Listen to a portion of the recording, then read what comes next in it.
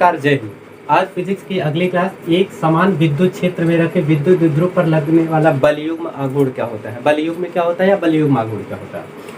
मान लेते हैं कि ये हमारा विद्युत क्षेत्र है, एक समान विद्युत क्षेत्र है जिसकी दिशा इधर है, ठीक है।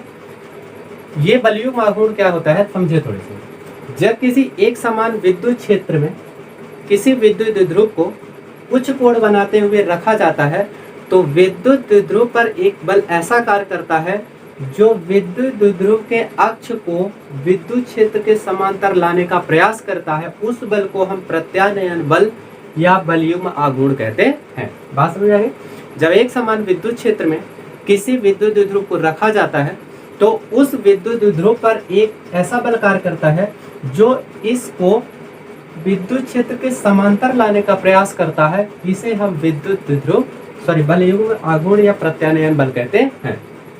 देखिए, माना ये ए बी एक विद्युत द्विध्रुव है, ए पर प्लस क्यू आवेश है, बी पर माइनस क्यू आवेश है। यह विद्युत क्षेत्र के साथ थीटा कोण बनाते हुए रखा गया है, ठीक। जैसे मान लेते हैं धारा नदी की ऐसे बह रही है, यदि हम धारा की दिशा में इस पेन को ऐसे रख दें, धारा ऐसे बह रही है, पेन को ऐसे रख, तो इस पर एक ऐसा बल कार्य करेगा जो इसको इसके समांतर लाने का प्रयास करेगा। अच्छा, ये होता क्या है, यदि एक बल काम करे, एक हिस्सा इधर जाएगा तो दूसरा हिस्सा लेडीज का इधर आएगा। तो एक आवेश विद्युत द्विध्रुव का एक आवेश इस दिशा में यदि घूमेगा तो दूसरा आवेश उसके विपरीत दिशा में कार्य करता है। तो देखो, माना एक समान विद्युत क्षेत्र, एक समान विद्युत क्षेत्र ई में ए बी वैद्युत द्विध्रुव रखा गया है, वैद्युत द्विध्रुव रखा गया है, ठीक। ये वैद्युत द्विध्रुव है। इस पर जो कार्य करेगा, थोड़ी सी ध्यान रखिएगा, इस पर जो बल कार्य करेगा वो विद्युत द्विध्रुव के अक्ष को अपने समांतर लाने का प्रयास करेगा। अब विद्युत द्विध्रुव का अक्ष क्या होता है, दो आवेशों को मिलाने वाली रेखा विद्युत द्विध्रुव का अक्ष कहलाती है। तो देखें, बलयुग्म आघूर्ण बराबर होता है, बलयुग्म आघूर्ण बराबर होता है एक बल गुणे दोनों बलों के बीच की लंबवत दूरी। क्या होती है, लंबवत दूरी। ऐसी दूरी नहीं, ये लंबवत दूरी, ठीक है ना, ध्यान रखिएगा, लंबवत दूरी होती है। इसके पहले हमने पढ़ा है रो वाली जो वैल्यू आई थी, रो इज इक्वल टू 2ql। तो ये बल आघूर्ण था, विद्युत द्विध्रुव आघूर्ण था, और ये बलयुग्म आघूर्ण, युग मतलब जोड़ा, बल या नहीं तो दो बलों का जब जोड़ा लगेगा तो उसे हम बलयुग्म आघूर्ण कहेंगे। ये क्या था, विद्युत द्विध्रुव आघूर्ण था केवल, ठीक है। इसको आप अलग समझिएगा। तो बलयुग्म को हम टाउ से प्रदर्शित करते हैं। तो टाउ इज इक्वल टू, एक बल मान लेते हैं लगने वाला क्या हो गया, एफ हो गया। लंबवत दूरी देखिए, एक बल यहाँ लगेगा, एक बल यहाँ, तो इन दोनों के बीच की लंबवत दूरी कितनी होगी, AC होगी। क्लियर हो गया। तो अब चूंकि हम जानते हैं कि बल बराबर Q इंटू E हो जाएगा। क्लियर हो गया। तो टाउ इज इक्वल टू, बल की वैल्यू रखें QE या EQ इंटू AC रखें। क्लियर हो गया। अब यहां से समझ, AC की वैल्यू निकालना है हमको। त्रिभुज ABC में साइन थीटा ले लें, साइन थीटा। तो साइन थीटा बराबर क्या होता है, साइन थीटा बराबर होता है लंब बटे कर्ण। तो लंब यहाँ पर कितना है, AC, कर्ण यहाँ पर कितना है, AB। क्लियर। इसका गुणा यहाँ हो जाएगा, तो हम कह सकते हैं कि AC बराबर AB sine theta, AB sign theta. अब चूंकि यहाँ पर ध्यान दीजिए, AB की लंबाई कितनी होती है, द्विध्रुव की लंबाई कितनी होती है, 2a। तो AB बराबर कितना हम लिख सकते हैं, 2a। तो यहाँ ध्यान से सुनिए,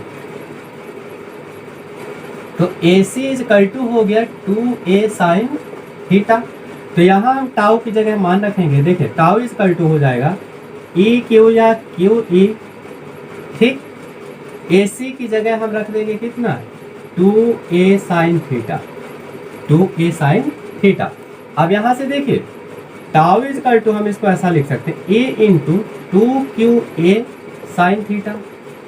अब चूंकि हम जानते हैं 2QA बराबर क्या होता है, रो होता है, इसके पहले हम पढ़ चुके हैं। तो tau is equal to A into 2QA की जगह हम क्या लिख सकते हैं, रो साइन थीटा।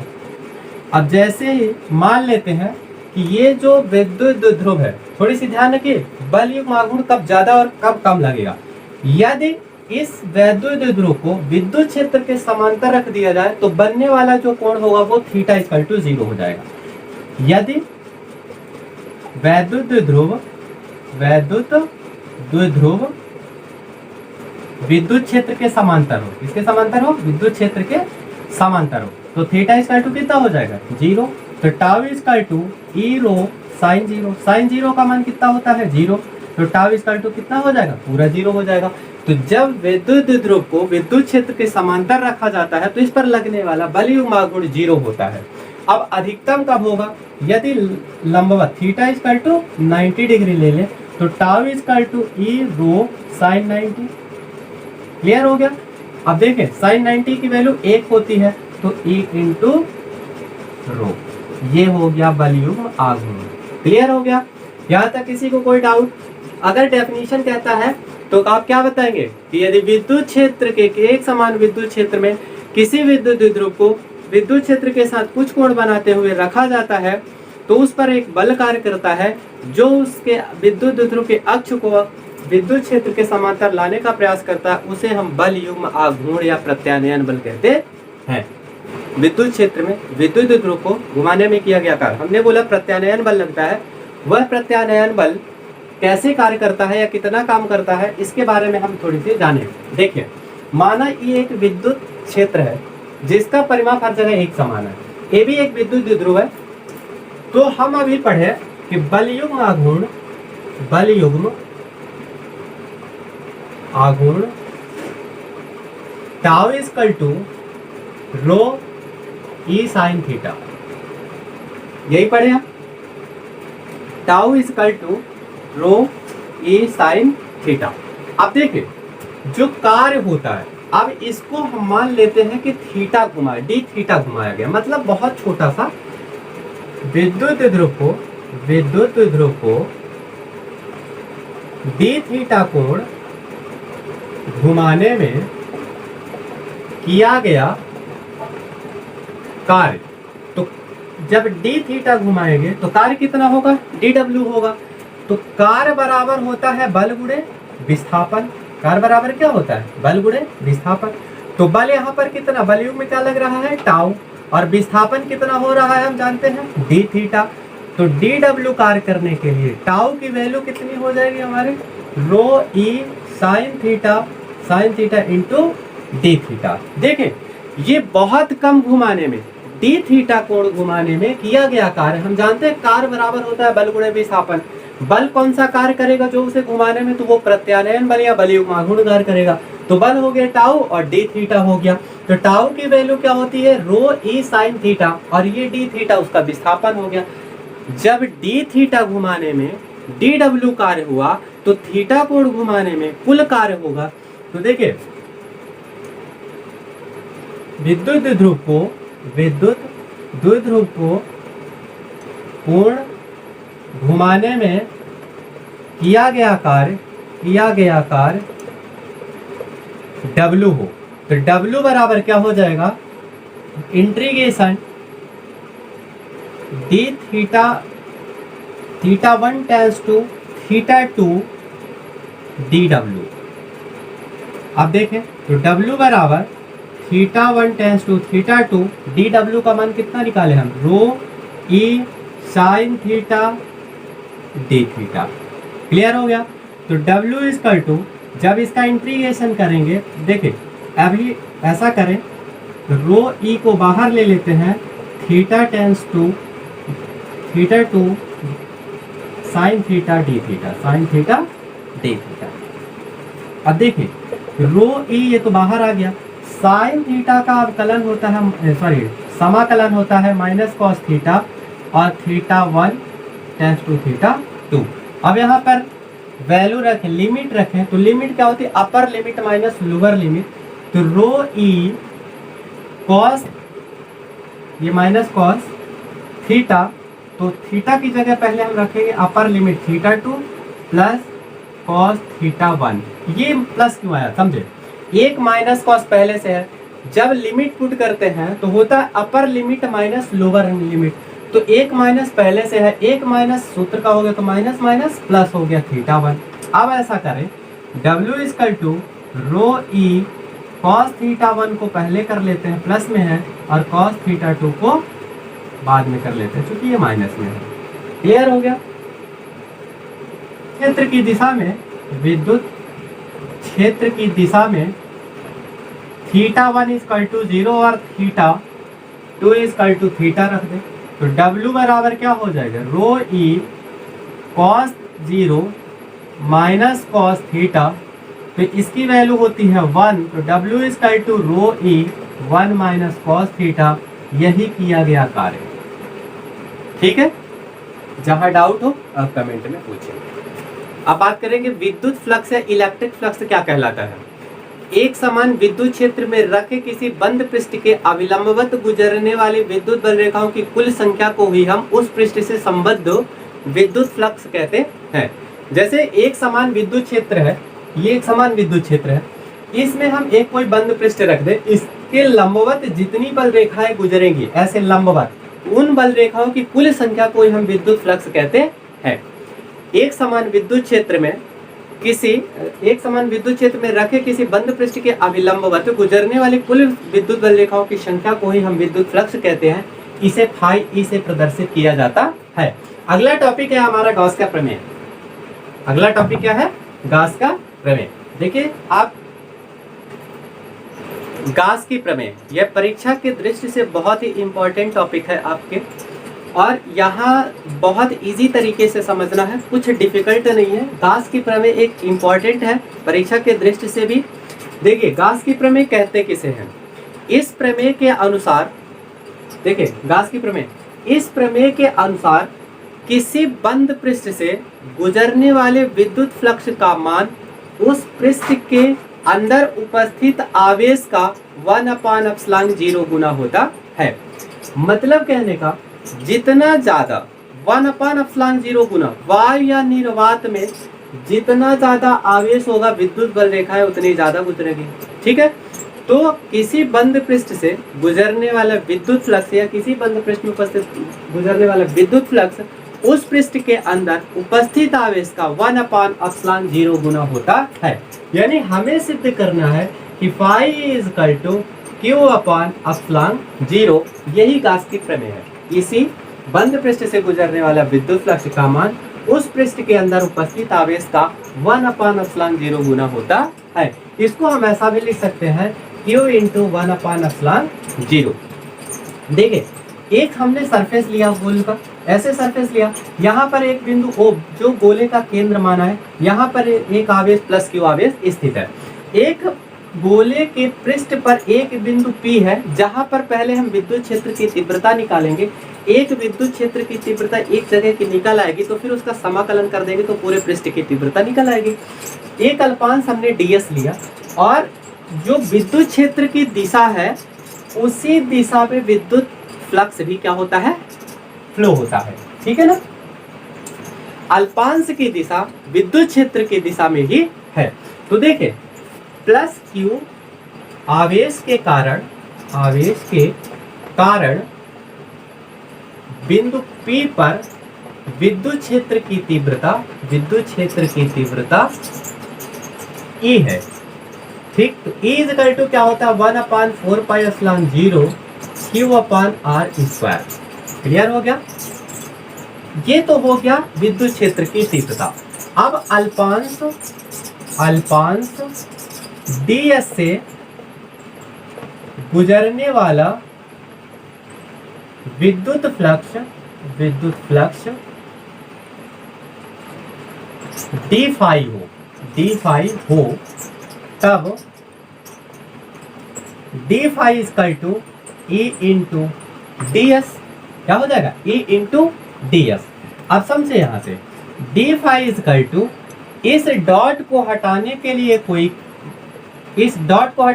कॉस लिया जाता है, क्रॉस को हटाने के लिए साइन लिया जाता है, तो E ds कॉस थीटा। आप समझे, चूंकि ds की जो दिशा है वह विद्युत क्षेत्र की ही दिशा में है, इसलिए थीटा इक्वल टू हो जाएगा कितना, 0। तो d फाई इक्वल टू हो जाएगा E ds। क्लियर हो गया। ये जो विद्युत क्षेत्र के तीव्र, ये जो विद्युत फ्लक्स है ये एक अल्पांश से गुजरता है, इसलिए यहाँ पर ई डी फाई लिखा है। अब संपूर्ण पृष्ठ से गुजरने वाला विद्युत फ्लक्स क्या हो जाएगा, phi E equal to close integration, बंद होगा, क्योंकि कंडीशन क्या कहता है, पृष्ठ कैसा होना चाहिए, बंद होना चाहिए, डी फाई। क्लियर? तो phi is equal to close का होल इंटीग्रेशन, डी फाई की वैल्यू क्या है, ई इंटू डी एस। तो देखें डी फाई, यहां से ई हम बाहर ले लेंगे तो डी एस बचेगा, अंदर क्या बचेगा, डी एस बचेगा। अब देखें फाई इज इक्वल टू ई की वैल्यू हमने निकाला है, कितना है, 1/4πε0 Q/r²। अब ये होता है गोले का पृष्ठीय क्षेत्रफल, संपूर्ण पृष्ठीय क्षेत्रफल, इसका मान होता है 4πr²। क्या होता है, 4πr², क्योंकि close D S equal to 4πr² गोले का संपूर्ण पृष्ठीय क्षेत्रफल, गोले का पृष्ठीय क्षेत्रफल। ठीक, तो देखें 4 से 4 कट गया, पाई से पाई कट गया, r² से r² कट गया, तो फाई इज इक्वल टू कितना बचा, Q/ε0 बचा, बाकी सब कट गया। और इसी को हम ऐसा लिख सकते हैं कि phi is equal to Q into 1/ε0, यही गाउस की प्रमेय है। किसी बंद पृष्ठ से गुजरने वाले विद्युत फ्लक्स का मान उस पृष्ठ के अंदर उपस्थित आवेश का 1/ε0 गुना होता है, यही गाउस की प्रमेय है। क्लियर हो गया? स्टेटमेंट बन जाएगा गाउस की प्रमेय, किसी बंद पृष्ठ से गुजरने वाले विद्युत फ्लक्स का मान उस पृष्ठ के अंदर उपस्थित आवेश का 1/ε0 गुना होता है। अगला टॉपिक है आपका गाउस की प्रमेय की सहायता से कूलाम के व्युत्क्रम वर्ग नियम की स्थापना करना या कूलाम के नियम की स्थापना करना। माना यह एक सरफेस है जिस पर विद्युत क्षेत्र की तीव्रता ई मान लेते हैं, गुजरने वाला विद्युत फ्लक्स कुल ई तथा ई फाई ई है, ठीक है ना, तथा एक अल्पांश से गुजरने वाला यानी डीएस से गुजरने वाला विद्युत फ्लक्स डी फाई ई है। तो देखिए यहाँ पर अल्पांश से गुजरने वाला, अल्पांश तो समझते हो ना, एक छोटा सा अंश या भाग, तो छोटे पार्ट से गुजरने वाला विद्युत फ्लक्स डी फाई हो तथा विद्युत क्षेत्र की तीव्रता ई हो, तब फाई इज इक्वल टू, देखिए D phi is equal to A into D S हो जाएगा, ये हम लोग जानते हैं। तो संपूर्ण पृष्ठ से अब निकाल दें, संपूर्ण पृष्ठ से गुजरने वाला विद्युत फ्लक्स, तो संपूर्ण पृष्ठ से गुजरने वाला विद्युत फ्लक्स हो जाएगा phi E is equal to whole integration of D phi E. अब यहाँ से ध्यान दीजिए, D phi E is equal to हो जाएगा, यहाँ मान रखे डी फाई ई का ए इंटू डी एस। अब जैसे ही डॉट हटाएंगे तो क्या हो जाएगा भैया, A into E D S cos theta. Clear? अब चूंकि कॉस थीटा विद्युत क्षेत्र और अल्पांश की दिशा एक ही है, इसलिए थीटा बराबर कितना हो जाएगा, 0। तो phi is equal to whole integration E D S बचेगा। तो phi is equal to E हम पहले कर लेते हैं और डी एस, इसका मान कितना होता है हम इसके पहले निकाल चुके हैं, ए इंटू 4πr²। चूंकि ये क्या होता है, close D S equal to होता है गोले का संपूर्ण पृष्ठीय क्षेत्रफल।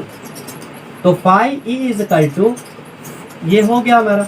अब चूंकि ये फाई ई का मान हमने निकाल लिया, अब हमने गाउस की प्रमेय से पढ़ा है, देखिए आगे देखिए इसी के जस्ट आगे।